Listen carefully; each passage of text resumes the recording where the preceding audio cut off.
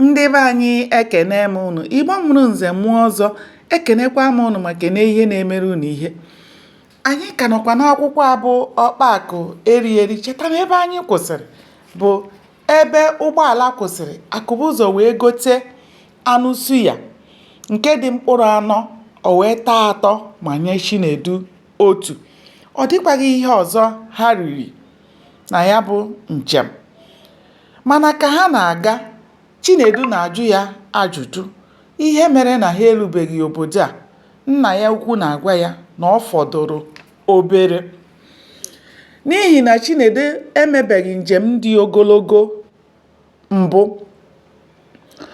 Ọ na-agụsi ya agụọ ike iru obodo a bụ Eva, n'ihi akụkọ nwanne ya kọrọ ya otu obodo ahụ si wee nwee mmepe, nwee ebe tren na-agafe, nwekwa ọkụ eletrik.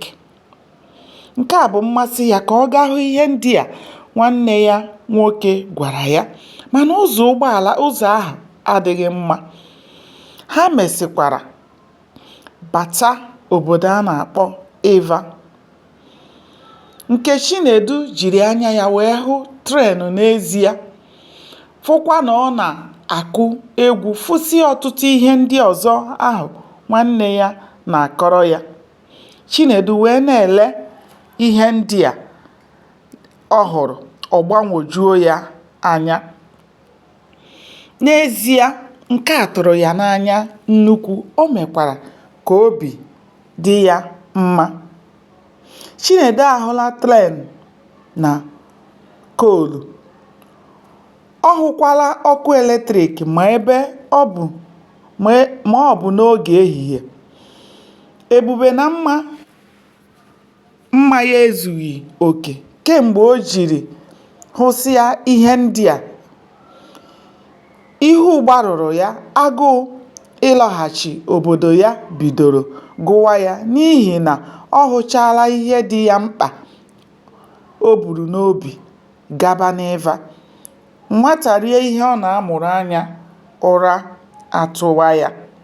Site n'ahịa Eva ruo na ụlọ akwụkwọ dị kilomita 2, ya bụ na ọ karịrị 1 maịlụ, ma o ruchaghị otu ahụ mgbe Akụbụzọ jụrụ Chinedu ma ibu ha ọ ga-ekwe ya ebu. Ọ zara ya ee. O boro ya ibu ahụ, ha kolie ije. Gbanịa na-esonyere m ka anyị chọpụta kene ihe mere n'ime akwụkwọ a bụ Ọkpakụ Erieri. Aka m bụkwa nwanne ụnụ nwaanyị, Oriakụ Uju Anyanwụ, onye nkụzi Igbo. Ndewo, ka o mesịa.